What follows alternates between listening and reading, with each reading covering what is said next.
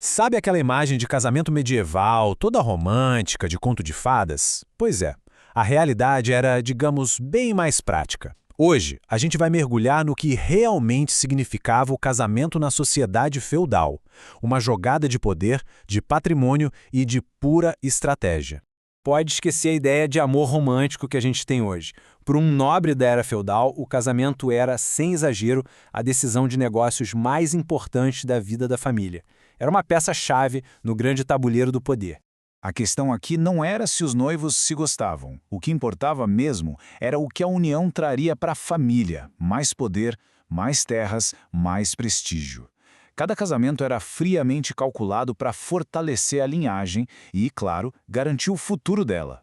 E uma das principais estratégias para isso tinha um nome: hipergamia. Basicamente, era a arte de casar para cima. O homem buscava uma noiva de uma família com status social superior. Um bom casamento, sabe? Isso podia trazer para a família o sangue de condes, de príncipes. Era como um upgrade na linhagem, uma forma de renovar a nobreza.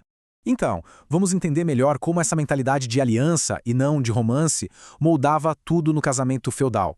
Para começar, vamos ver qual era o propósito central disso tudo. Olha só que interessante. O historiador George Zuby aponta uma coisa. Correr atrás de dote não era visto como algo feio, como ganância. Pelo contrário, era uma forma totalmente honrada de um homem aumentar a riqueza da sua família. Era um negócio tão sério que às vezes até conseguia diminuir um pouco a distância entre as classes sociais. E tem mais um detalhe curioso. O casamento não era uma cerimônia única, um dia só. Na verdade, era um processo dividido em duas etapas bem claras, e cada uma tinha um valor legal e social diferente. Primeiro, vinham os esponsais, ou desponsatio, que era o grande compromisso público. E depois, as bodas, as nuptiae, que era a parte da consumação mais privada. E olha, essas duas fases eram bem separadas, tanto no tempo quanto nos rituais. Cada uma tinha seu papel para selar de vez a aliança. Pensa assim, a desponsatio era o momento do contrato, da troca de dotes. Era o evento público, muitas vezes com mais festa e mais luxo que o casamento em si. Era ali que o negócio era selado. Já as núpcias, bom, essa era a parte íntima, era a consumação da união. E era esse ato que, no fim das contas, tornava o casamento impossível de ser desfeito. Bom, até aqui a gente viu que o casamento era basicamente um acordo de família, né? Mas aí entra em cena um outro poder gigantesco querendo ditar as regras: a igreja.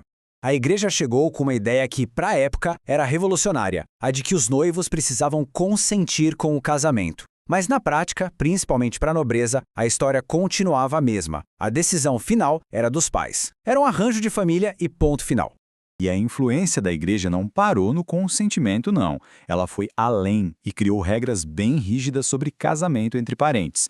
E quando digo rígidas, quero dizer muito rígidas. Chegaram a proibir o casamento entre parentes de até 7º grau. 7º grau! E esse número, acredite, teve um impacto gigantesco.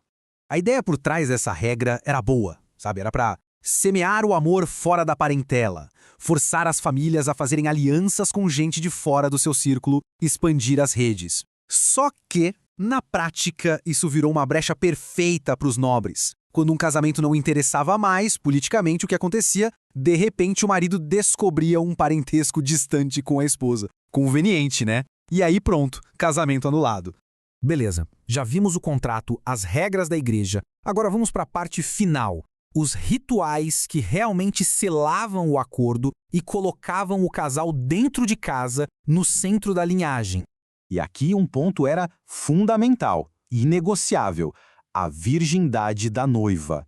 Por quê? Porque era a única garantia de que os filhos que viessem seriam, sem sombra de dúvida, da linhagem do marido. Era sobre garantir a pureza do sangue e, com isso, o futuro da dinastia. Isso era levado tão a sério que existia até um ritual para isso, o Morgengabe, que significa dádiva da manhã. No dia seguinte, à noite de núpcias, o marido dava um presente para a esposa. Era um agradecimento, sim, mas também uma prova pública de que ela era virgem. Um detalhe, isso só acontecia no primeiro casamento, claro. E todo esse drama, essa estratégia, acontecia em um cenário principal: a casa. Mas não pense na casa só como um lugar para morar. A casa aristocrática era o centro de tudo, o coração da linhagem. Era o espaço privado onde o futuro daquela família era literalmente construído.